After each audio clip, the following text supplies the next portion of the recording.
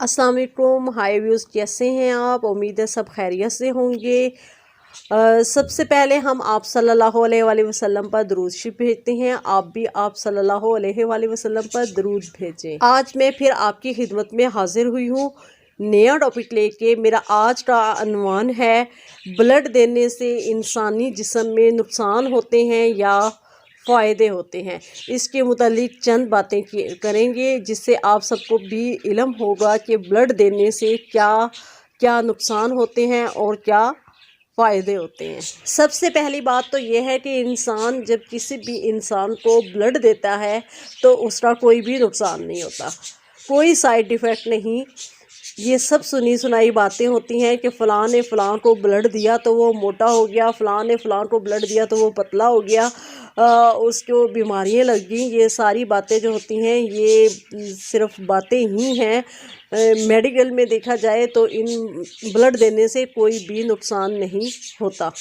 Blood دینے کا سب سے بڑا فائدہ یہ ہوتا ہے کہ جب بھی کوئی انسان 3 منتھ کے بعد یا 6 منتھ کے بعد اپنا بلڈ دیتا ہے تو اس سے دل کے دورے یعنی ہارٹ اٹیک اور کینسر جیسی امراض میں 95% چانسز کم ہوتے ہیں۔ وہ ہارٹ اٹیک جیسی بیماری اور کینسر جیسی بیماریوں سے محفوظ رہتا ہے۔ جیسا کہ آپ سب جانتے ہیں پاکستان میں بلڈ دینے والے انسان 1 یا 2% لوگ ہی ہوتے ہیں جو روٹین میں اپنا بلڈ دیتے ہیں۔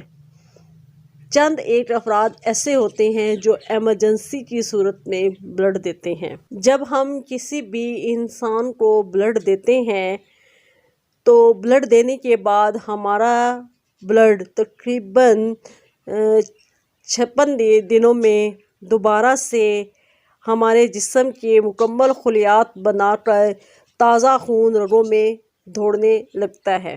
پرانا خون طاقتور نہیں ہوتا جبکہ نیا خون جو ہوتا ہے وہ انسان کے لیے بہت طاقتور ہوتا ہے، کیونکہ وہ پرانے خون کی نسبت زیادہ فریش اور طاقتور ہوتا ہے، انسانی صحت کے لیے بہت ہی اچھا ہوتا ہے۔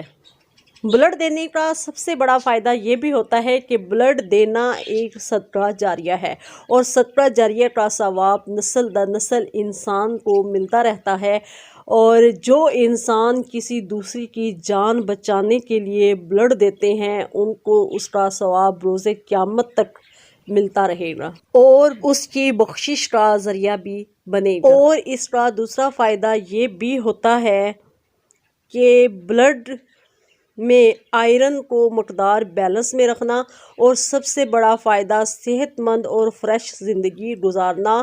ریگولر خون دینے والے کی جلد دوسروں کی بنسبت زیادہ عرصے تک جوان اور صحت مند رہتی ہے۔ بلڈ انسان کو سال میں کم سے کم 2 بار تو لازمی دینا چاہیے۔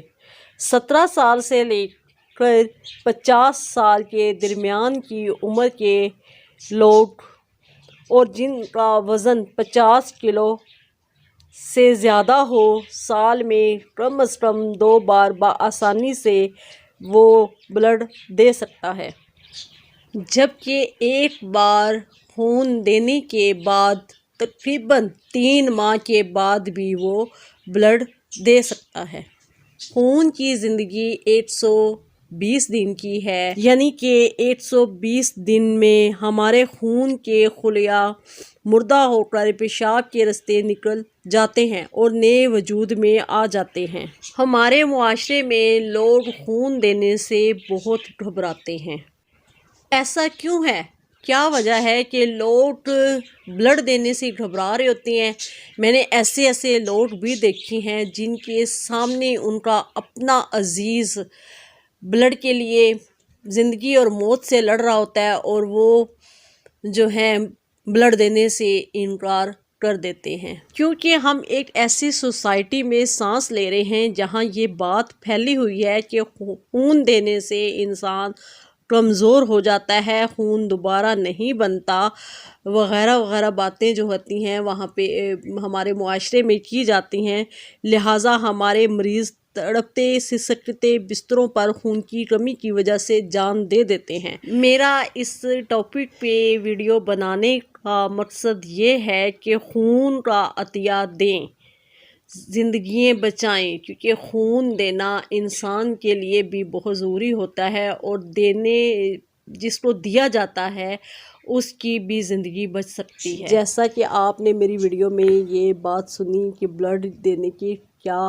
فوائد ہیں، اسی طرح انسانی زندگی بچانے کے لیے جب کسی بھی دوسرے انسان کو اپنا بلڈ دیا جاتا ہے تو بلڈ سے پہلے ہمیشہ اپنے ٹیسٹ کروانے چاہیے، تاکہ پتہ چل جائے کہ خدا نخواستہ ہمیں کوئی کسی قسم کی بیماری تو نہیں۔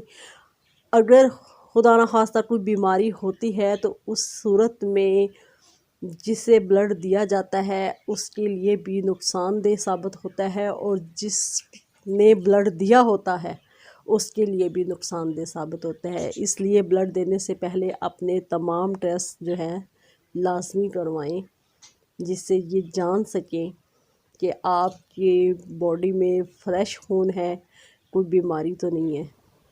میری آپ سب سے درخواست ہے کہ آپ میری ویڈیو کو زیادہ سے زیادہ لائک کریں، شیئر کریں، اور میرے چینل کو سبسکرائب کریں۔ میرا یہ پیغام عام انسان تک بھی پہنچے، تاکہ لوگ جو ہیں بلڈ دینے کی ہمت کریں اور مریضوں کی زندگی بچائیں۔ اپنی دعاؤں میں ہمیشہ مجھے یاد رکھیے گا۔ اللہ حافظ۔